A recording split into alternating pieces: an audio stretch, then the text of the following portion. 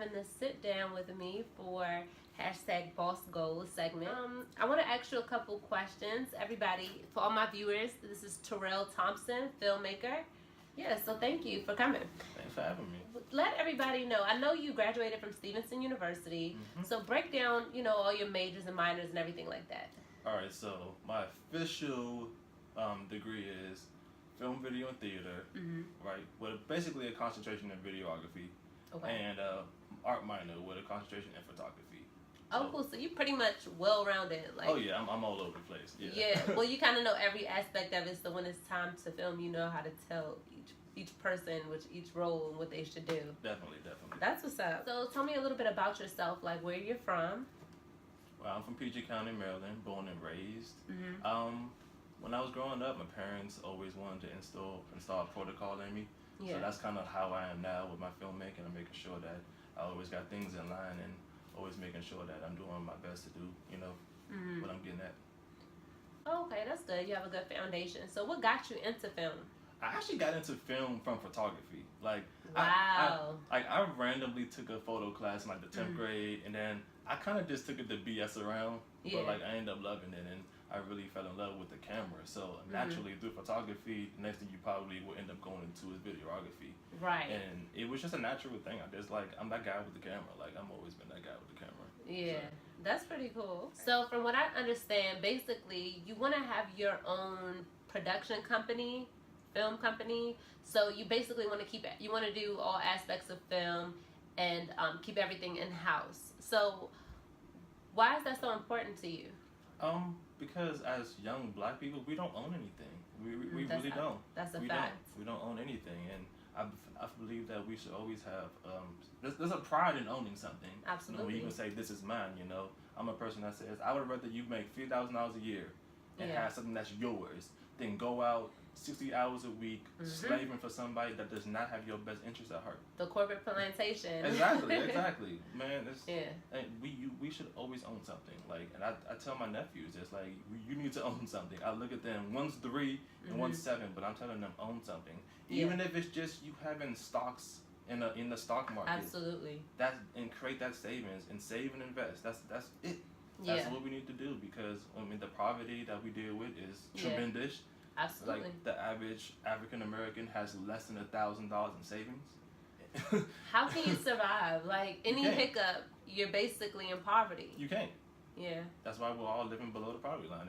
Well, not all of us. Right. A good majority of us. Yeah, a lot of us do. The majority of us do. Exactly. And that's why when they put those the tokens in place to show, hey, there's black progress. You got Oprah Winfrey, you got Jay-Z, you got Beyonce, and they are such a small percentage of us.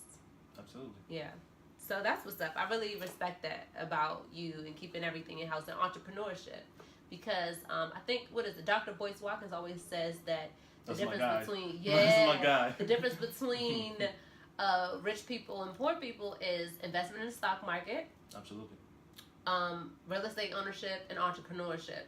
So definitely it starts with entrepreneurship, because you got to use money to fund all those other things. Absolutely. Save and invest. Absolutely. Yes. So I know this is kind of controversial in the film industry. What do you think about the whole Oscar so white situation? The whole situation is, well, first and foremost, I say as black people, we shouldn't even care. Okay. First and foremost, I say the platform wasn't made for us, so we shouldn't even care. I say we have BET, and that should be our thing, But even past that, I don't think an award should really feel like you're on some specific paradigm over somebody else. But as a whole, I feel as though we're underrepresented in Hollywood. I think Straight Outta Compton got nominated for some stuff last year. And let me be very clear. Mad Max was a good movie. Yeah. And it deserved everything that it got. Yeah. I'm looking for more nominations. Tyler Perry's putting in work. Nate Parker put in work with Beyond the Lights. He made a really big mistake, though. Nate Parker, when he sold the rights to his movie to Fox. Absolutely. Yeah. Absolutely. But even when you bring up BET, we don't even own BET. That's owned by someone white. I can't remember the guy's name, but we don't own BET either. Absolutely. I say the award shouldn't matter. Yeah. But in terms of us being underrepresented, yes, that's what we kind of miss in terms of are we important or not to the industry? And we absolutely are, you know. So you think we should make our own Hollywood, like kind of like, you know, how Hollywood is now, the same structure? I don't think we should replicate it. I think we should create our own. Yeah, I don't think we should replicate it at all. I don't think we should emulate anybody. Yeah. We should always create our own lane. Yeah. That's whatever we do in life. Yeah. But in terms of the Oscars, it's just another form of whitewashing, and it's just something that we just gotta stop financially supporting. Like, if they say, Chris Rock, I want you to come, Chris Rock needs to say no. Right. He needs to come and say, no, I don't want to be a part of this. And if you're not going to, you know, involve my people in it, because we all that we got. Absolutely. If we don't support each other, nobody else will. And we get put on the low end of the spectrum. Yeah. But at the end of the day, we're slaving for a system that, one, wasn't created for us, two, benefits off of us, and then doesn't even represent us and give us the kudos that we deserve. Very true. Okay, so switching it up a little bit, I understand that you are a Pan-Africanist. And I know a little bit about Pan-Africanism because of Dr. Umar Johnson and Marcus Garvey. Those are people that I know of. And I really do believe in the principles that Pan-Africanists follow. What made you become a Pan-Africanist? One day I just woke up and I realized that, like I said before, we're all that we got, you know? Right.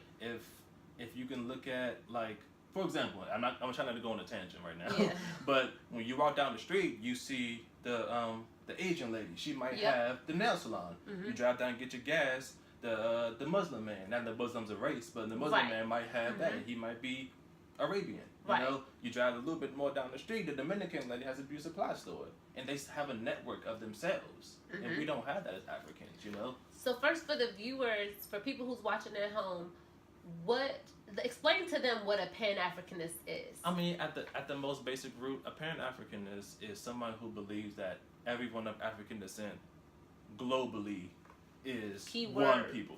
Keyword meaning globally. Globally, everybody. Whether you're in Jamaica, because sometimes Jamaicans say, "Oh, I'm not African," you know, or whether you're in Cameroon, or you could be in China for all I care. You know? But we're one people, and we should support each other economically, judicially, educationally, as one people globally. Absolutely, I totally agree with that 100%. So getting into film, let everyone know what you're working on right now. Right now, I'm writing my first feature-length film. Is about King Shaka Zulu, and I'm looking to build a team, and I have built a decent amount of people that want to get involved in this film. And right now, I'm just trying to network. Networking is what I'm doing right now, seeing who's like-minded, seeing who has whatever specific skills that they can bring to my project, so we can all, you know, use cooperative economics to make sure that we can get this film made. And at the end of the day, I'm not just here for me, you know, I'm here to bring us up, you know. I'm not going to have that individual shine. That's why, you know, I have my brother doing music for me, you know, and I want to bring in different people that I know from school and from high school and family members to come and work with me so we can all come up together. Yes, I agree. So about King Shaka Zulu, what is significant about that man? He did something that a lot of people don't know that he did. And something that we don't do a lot now. He united people. He literally united South Africa / conquered. But we all know, you know, how that goes sometimes. But like he brought people together. He created trade. He created discipline and education among South Africans. And he also tried to promote keeping Africa for Africans and not letting the British and the Dutch come in and rip the resources of the land like they're doing today. To this day, to this very day. He told Africans that he was their best chance against the white man. And that's see what's going on today. That's probably why we don't hear about him now. Just like Tariq Nasheed is doing a documentary on the Haitian Revolution. He's my guy too. And so, but those stories have never been told, and it's like they're a part of history, just like Christopher Columbus and everyone else. But they're more authentic. So, but therefore they liberated Black people, and they brought people together to kind of compete with the system that has us under control today. So I do think those stories are very important to be told. Absolutely. And that is definitely a reason why they haven't been told thus far. You can even look at Birth of a Nation. I mean, people literally tried to shame. They sabotaged that movie. Absolutely. I saw a story about a guy who they told him that the seats were all full in the theater when he went to go see it, and then he went into the theater after he thought to another movie. It was empty. Yeah, I saw that. Sabotage that movie. Imagine how many other people they did that to. Absolutely. And then they say, "Oh, it only made 6-7 million. It's a failure." That's crazy. Right, because I think the budget, the money that they spent to make it, they made more than what they spent to make they it. Almost doubled. Even cheated, even though they were cheated. So that's not a flop. A flop is when it costs more money. I mean, they lost money in the process, right? So it didn't flop. But Hollywood, the conservative media, they just didn't want it to be a success, and it was. It was just so crazy. It was. He put Birth of a Nation and Sundance first. Yeah. Number one mistake. And then they had a black guy that they were that actually offered more money than Fox. Mm-hmm. Can't call his name right now, but he offered more money. But I guess maybe Fox offered Nate Parker more incentives or whatever to go make the deal better, but. They could have sold it and kept it all black. They could have. Kept everything black. Exactly. So when do you plan to start filming? The loose date is around August-ish. Mm-hmm. Want to wait till it gets a little bit cooler outside. Right. But definitely got to get out of the way before the winter starts. For sure. Definitely. But definitely August-ish. I mean, we want to do about 30 days of shooting. Yeah. Over the course. Maybe August into September-ish. Okay. What kind of difficulties have you faced in the process of making this film or coming up with, a team to basically assist you in pursuing this? What kind of difficulties have you faced? I think the number one difficulty in terms of any film or any business is funding. Yeah. I think when you really recognize how much it takes to make a movie. Yeah. And then you got to sacrifice, funding over quality. And I'm still working on my budget right now as I write it, and it's adding up and adding up. So that's why I'm doing crowdfunding. Crowdfunding is a great way. Absolutely. Spike Lee was out crowdfunding before the internet. He was hitting the streets of New York when he was making Do the Right Thing before the internet came out. So if I figured if he could do that without the internet, why can't I use social media? Right. But if I can, when I get the money for this film, do my crowdfunding, I'm doing the GoFundMe.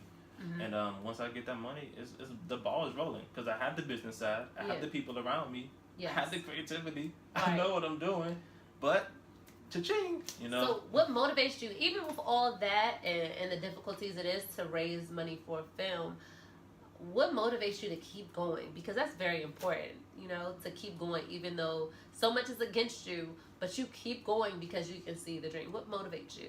I think my dark times definitely bring out the best in me, Yeah. Last year I lost my job and I was on unemployment for 2 months. Wow. Down deep in the gutter, Yeah. And seeing like how real life can get, and you be ready to do any damn immoral thing just to, support yourself. You know what I'm saying? I had bad thoughts in my head about maybe I should go rob a liquor store or sell drugs or whatever, Right. And when you get into that state of mind, then you recognize, there's something better out there than what you're dealing with, And I also want to uplift my people, Yeah. I be saying that we sick. We're real sick right now. Very much so. We're very sick right now. And I want to let people know that they're not crazy. Like, there's nothing wrong with you. You're going through the same thing everybody else going through. And it's systematic. You put anything and take away the education and create these conditions for people that are unjust and unfair. Any group of people would turn out that way. Absolutely. So you're absolutely right. I mean, you can't enslave people for 400 or 500 years and then change some laws, and then 50 years out of that, expect people to be acting all normal. You know? Especially when you replace them with other laws to still keep them in somewhat of a slavery, just more refined slavery. Exactly, right? You miseducate somebody for 600 years, ish, and then be surprised that the kids don't want to go to school. Be surprised that people wake up and say it's easier to go in the corner than it is to go to the classroom. Right. So I want to make sure that we get better. Before I die, I figure if I got 60 more years on this planet, I gotta do something in that 60 years to make this world a better place. Agreed. And that's all the motivation you should need. It's not about the money. It's not about the glitz and the glamour. I can care less, Yeah. I could really care less about having the BMWs and the Ferraris and the fancy shoes, even though I like I like it. I like it all. But absolutely, when you really get down and recognize what makes you happy, you'll find that money has something to do with it. Yeah, so many people with money end up saying that. So absolutely, it's definitely not a lie. How can people contact you? Please let everybody know where they can reach you to support you. I will give up my phone number. I have no problem with that. My phone number is 240-490-0466. Please, if you want to call me, just call once. If I don't answer, leave me a voicemail. Please don't blow my phone up. Like I always tell people, you can probably catch me via text message easier. Yeah. My Instagram is Rell_Africa. That's RELL_Africa. Same thing on Twitter. Okay, good. And the email? Oh, email's Terell.Thompson1@gmail. And just shoot me over your emails. And I'm not really one of those people who care about your resume or your But you got some type of credentials or something, right? Some type of something. Yeah, give me some type of something. Right. But like it doesn't. But like some people just, I can't judge you off of a piece of paper. Yeah. I need to see a portfolio. I need to see a work of art. You know, or if you don't have any, I'll take a chance on you if you can show me that you're going to put the work in. So. Okay, cool. Do you have the crowdfunding site up? No. We're Not still. Yet. Getting everything together. Yeah. Okay. Trying to launch that between March 1st and March 15th. Okay, so everyone follow him on his social medias, and I'll have that below here, and so you can keep up to date on how to support him and his film on King Shaka Zulu. All right. Thank you so much. Thank you. I'm so glad that we were able to finally get this interview done. This was fun.